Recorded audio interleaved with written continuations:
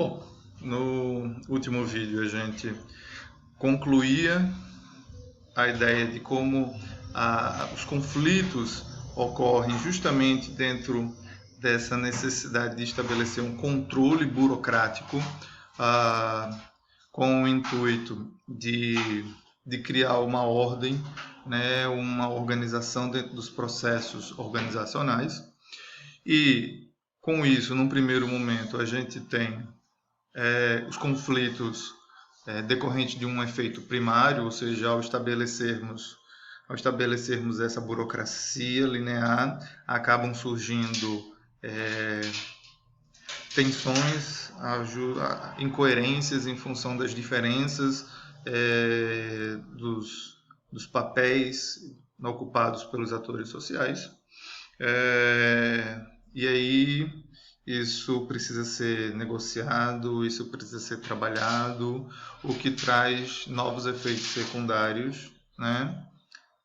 O que traz aí os efeitos secundários, que são justamente as tensões e conflitos, né? Que são particulares, que vão aparecendo e emergindo na medida em que se tenta padronizar para todo mundo, e a gente percebe que existem necessidades, particularidades dentro desse processo, né? Uma organização não é um sistema homogêneo, né? E isso precisa ser respeitado. Então acaba justamente a burocracia, ela tem essa limitação, e isso acaba criando conflitos de relações de poder que vão surgir ao longo do processo administrativo. Então, acho que a importância de falarmos justamente de poder nas organizações é porque essas questões de tensões e conflitos, elas vão ser sempre constantes, elas fazem parte do processo administrativo, das funções administrativas. Não tem como a gente escapar disso. Aliás, os teóricos todos, né, da filosofia, da sociologia, que tratam, né, de teorias de poder, reconhecem que os conflitos e as tensões são uma questão inerente da própria heterogeneidade da sociedade, né? Então não tem como a gente escapar disso. São, na verdade, teorias que ajudam a gente a olhar, entender e pensar sobre isso e achar talvez soluções com base em algum ponto de vista dentre esses atores sociais de como conseguir os seus objetivos, tá? Como estamos no campo das organizações e as organizações têm esse senso funcionalista, como fazer para melhor administrar as empresas, a gente acaba apresentando inicialmente essa perspectiva funcional do que a empresa precisa fazer, de como a liderança precisa agir, de entender a questão das negociações para buscar as melhores soluções, né? Então, sendo assim, o que a gente percebe é que as relações de poder, elas podem ser tratadas a partir da negociação de cooperação. Lá no começo da aula, quando a gente falou sobre exercício de poder e várias teorias, a própria abordagem teórica do Max Weber traz alguns tipos, né, de exercícios, de estratégias de poder, como o poder coercitivo, né, aquele que pode penalizar as pessoas por não agirem como se espera dentro de uma organização, ou se bonificar, se premiar as pessoas que agem adequadamente, como formas de controle, né? Como formas de cooperar, mas há também aquelas formas de poder que vem através do carisma, né? Aquelas pessoas que conseguem, pelo seu jeito, pela sua simpatia, conseguem motivar as pessoas, ou até mesmo por uma questão de tradição baseada nos mitos, nas crenças, consegue convencer as pessoas a agirem baseadas em regras, em morais, em valores éticos e tudo mais. Mas são formas de se enxergar o exercício do poder, né? Assim como a noção do Marx de que as pessoas acabam enfeitiçadas por ideias de uma qualidade de vida baseada no ganho econômico e por isso se sujeitam ao trabalho, à atividade laboral, se sujeitam à submissão das regras impostas pelos mais ricos e tal, né? E vários outros teóricos trazem outras abordagens. Sempre tem esse dilema, né, de uso de estratégias para forçar ou até mesmo para conseguir com que as pessoas criem, né, formas mais dóceis, mais naturais de agirem conforme as regras que são estabelecidas por outras, como uma forma de dominação, de uso do poder para controlar os outros, né? O que a gente está trazendo, talvez nessa noção mais, essa abordagem mais política, é de que essas relações elas vão sempre existir, né? E que elas podem ser negociadas, porque existe possibilidade de poder de vários lados, né? Do mesmo jeito como a gente diz que as pessoas precisam do seu salário e aí por isso se sujeitam a trabalhar, a gente também pode reconhecer que certos profissionais podem deter um conhecimento que nenhum outro profissional dentro de uma empresa detém, e ele pode usar esse argumento nas suas negociações para ter melhores salários, para ter melhores regalias, ainda que ao negociar isso ele aceite, se sujeite, se motive a continuar trabalhando e ajudando a empresa a produzir. Então tudo isso tem que ser respeitado, essa negociação e essas relações de poder, elas podem acontecer por diferentes situações e contextos, e elas são negociadas dos dois lados, né? O que se sabe dentro dessa perspectiva é que numa relação em que os dois lados se colocam, organização, pessoas ou pessoas e pessoas se colocam dispostas a negociar e a cooperar, a ajudar, né, fazendo bem a sua parte, todos ganham. Há situações em que só um lado pode querer ajudar e o outro não, e nisso gera-se conflitos, porque o lado que não ajuda ganha com a ajuda do outro e o lado que ajuda perde porque se esforçou para ajudar o outro e não ganhou nada em troca, acaba sendo lesado, né? E quando ninguém ajuda, nada acontece, nada muda e a coisa desanda, então ambos perdem, né? A gente vê que as relações de poder, portanto, são sempre esforços de tentar negociar a cooperação mútua de ambos os lados, né? Para que todos saiam ganhando, mas, sobretudo, os objetivos fins de uma organização que precisam prevalecer. Se a empresa não prevalece, tudo acaba, né? Dentro dessa visão funcionalista.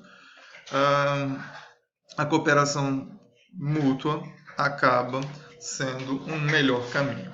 Para que haja motivações ou cooperações, para que cada lado procure fazer o seu melhor, falamos na adoção de algumas estratégias, sempre estratégias de cooperação entre os participantes.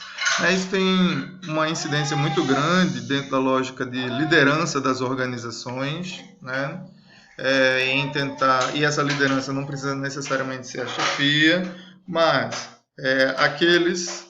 pode se referir àqueles que estabelecem uma posição de liderança, de referência, de influência dentro dos grupos de uma organização, né? E eles podem negociar com outros acima, outros abaixo, tentando criar sempre vínculos cooperativos, né?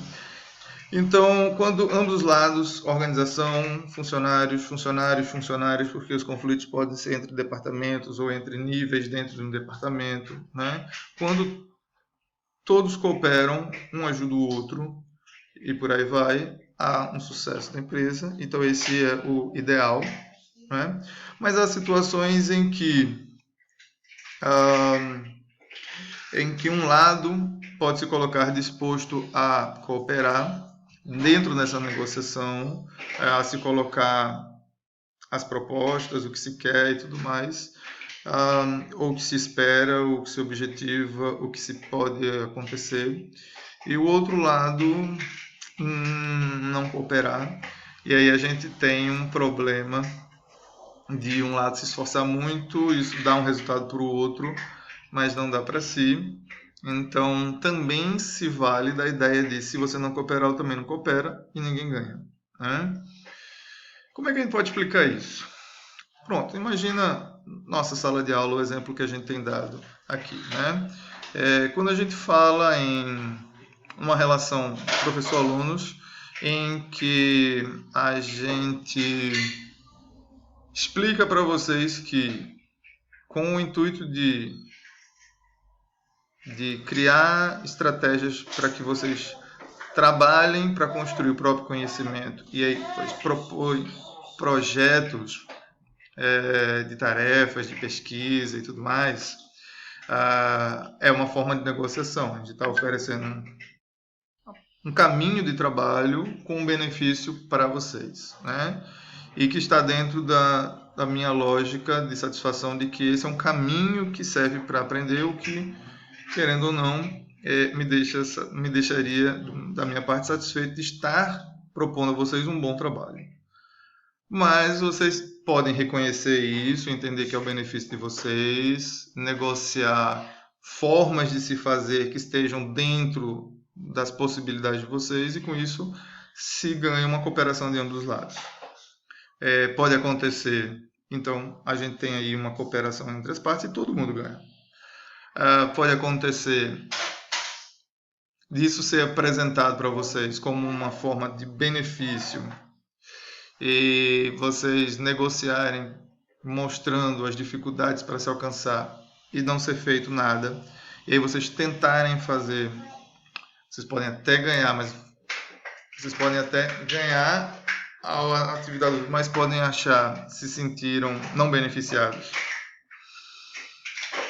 E aí uma tentativa é dizer, não, dessa forma também não fazemos. E aí é uma forma de demonstrar uma relação de poder, se não ganha nada, se não percebe um ganho, também não colabora, não coopera. Então, é lógico que eu dei um exemplo, esse exemplo de sala de aula é bem ruim, porque me coloco aqui na situação de que os alunos é quem sempre ganham, né? Então talvez seja um exemplo difícil de se entender. Talvez para muitos esse entendimento só vai vir com maturidade depois de algum tempo. Isso é normal. Mas imagina dentro de uma empresa, né, aquela questão de fazer hora extra e tal, para atingir metas e tal, e não ter nenhum benefício de folga, ou salário, enfim. Né? Então, uma forma de demonstrar o poder dos funcionários é também se colocar e dizer, não vou cooperar, não vou fazer hora extra, não tenho obrigação de fazer hora extra porque não está no contrato, então não vamos fazer. Né? É lógico que nada feito, dentro desse exemplo, um chefe pode então contratar funcionários para fazer hora extra e os funcionários perceberem que perderam a oportunidade de talvez negociar um pouco mais, ganhar um pouco menos na negociação, mas se sentirem beneficiados. E aí podem voltar a reavaliar com o patrão novas formas de relação e de benefícios, pensando no longo prazo. E talvez a estratégia mais interessante, sempre numa negociação, é que a comunicação deve ser clara e objetiva. Ou seja, nunca espere que o outro lado entenda aquilo que se quer ou aquilo que se espera, porque os conflitos decorrem exatamente das diferenças de visão de mundo. Então as expectativas elas acabam sempre sendo diferentes. O importante numa negociação, numa conversa, num debate, é uma racionalidade no expressar, né, o porquê das suas opiniões. Isso é interessante porque hoje em dia as pessoas gostam de ter opiniões, né? Mas essas opiniões elas são fundamentadas em quê? Na hora da negociação aí, por exemplo, de sala de aula, né? De dizer isso é muito trabalho, isso é pouco trabalho, isso é difícil, isso não é difícil. Essa fala de negociação é baseada em quê? É importante que vocês tenham opiniões e se coloquem, lógico, todos devem